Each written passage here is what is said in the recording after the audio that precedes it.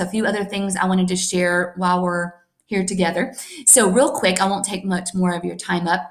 I also discovered a couple other extensions that were really, really cool, I thought.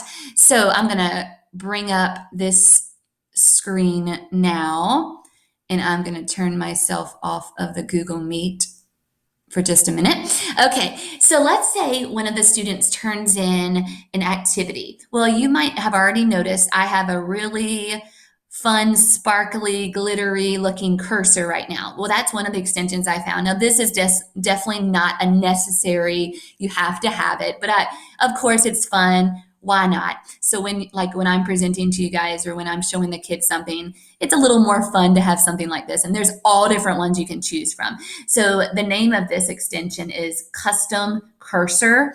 And when you download it, it's going to look like this little rainbow triangle at the top. So that's just something fun. That's just a little added bonus.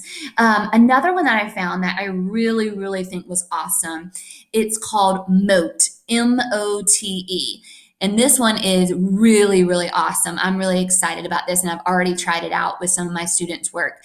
So Mote is basically how you can make like a voice comment on a student's work. So instead of always just writing the comment like we've been doing, which is totally fine and great, you can actually have the option to say, a voice comment. So I think this is actually a really cool tool that you can use. So basically what you do is once you download it, it will start to show up like in your private comments here, which is really neat. And then all you have to do is just click right on it.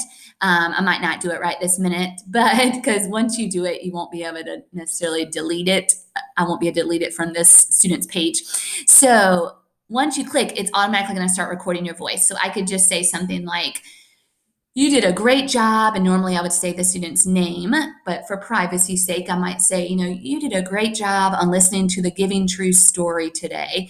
You answered all the questions correctly, and I like how you use complete sentences on a few of them."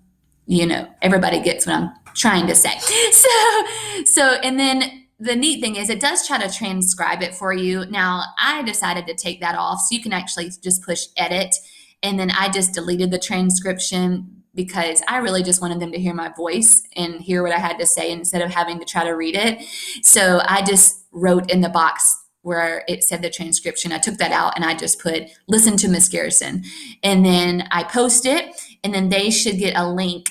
I think even if they don't have it downloaded, they can download it, I think, if they want to, but I think they can just automatically get the link that says, "Click on this," excuse me. So I thought that was actually a really, really cool feature. You can also use this just in a regular Google document. So like in a Google document, what you could do, I can show you really quickly. So like just on a Google Doc, see the cursor changes sometimes to the hand, which is really nifty. Okay. I think you have to be a little bit patient. So once you're in a Google document, I can show you real quick. So if you want to, what you could do is, like, let's say they wrote a story here. Okay. "Hello, my name is Shannon." Okay, so then you might want to highlight it, and then I can make them a little comment here. I can put add comment. Instead of writing the comment, what I could do is I could just click right on here and I could say, "Shannon, you did a great job on this writing activity. Don't forget to add lots of details next time." So I push done. And then right now it's thinking about the transcription. And then it says, "Click here to read my voice note." It's trying to make a transcription. You can see that it did it there. I don't really want to have that every time. So I might just put, "Listen to Miss Garrison."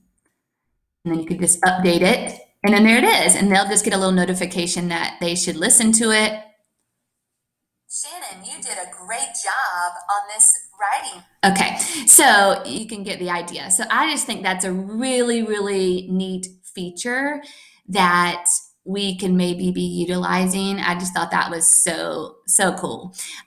Okay, so the last thing I wanted to show, if I can find it again. Okay, is the last one I wanted to show you is the feature. It's the extension Web Paint.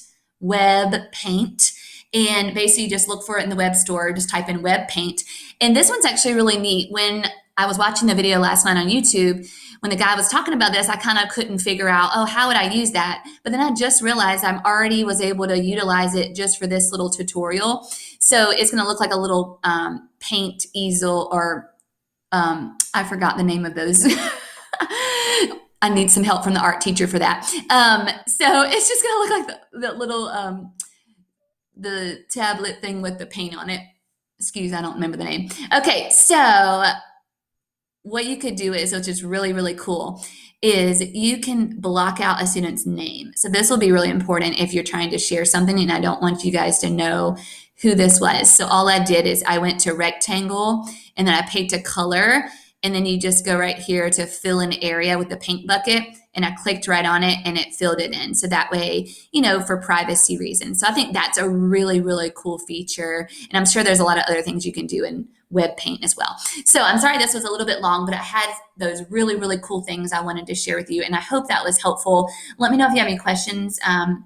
I'll try to write out the names of the extensions for everybody since there was quite a few.